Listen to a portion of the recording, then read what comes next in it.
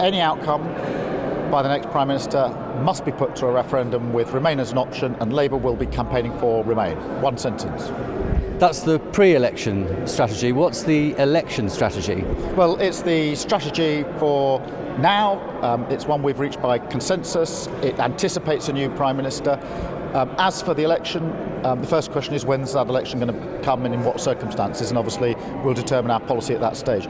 I would expect us to build on the policy position that we've got, because that's what we do as a party across different subject areas. So we'll build on that, but we need to know when that election is. The next scheduled election is 2022, but we obviously may have one sooner than that.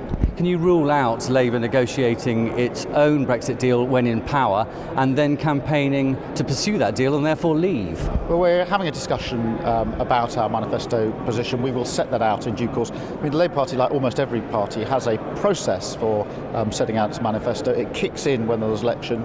Obviously, a critical question is there going to be an election before we leave, or will there be one after we leave? And therefore, there are a number of different scenarios, and we'll just have to set that out when we get there. I mean, we didn't take a decision on the manifesto yesterday, therefore that's not a fair portrayal of the position.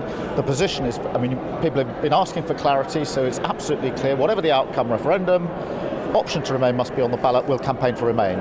Very straightforward, very simple, and the trade unions behind it, the shadow cabinet signed it off, and I know it's what our members want. So actually, although it's been a bit frustrating taking our time to get here, we have arrived at a clear position, and the party is right behind it. Well, of course, this is a direction of travel, and of course we build on our policy into the manifesto, and that's what we'll do. There are different views on what we should have in that manifesto. We are obviously discussing that, but we need to make that decision when we get there. But whether it's housing, whether it's welfare, whether it's education, we build on our policy as we go into a manifesto. Look, I do understand the concerns that colleagues have, and I talk to them all of the time.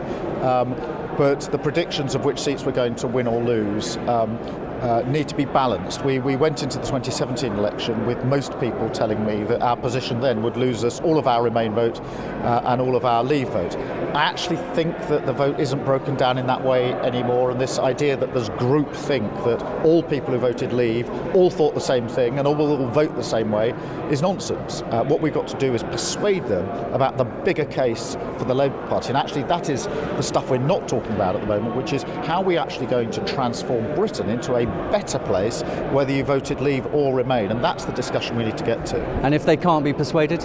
Well, we must go out and try to persuade them. I think there's a duty on all of us, including myself, and this is what I've been doing, to go out across the country, particularly to areas that voted to Leave, engage with people, talk to people. What I've found is that people, whichever way they voted, tell me they voted for different reasons with different strengths of opinion, and it's not always their number one priority. We can have a big discussion about the state of Britain.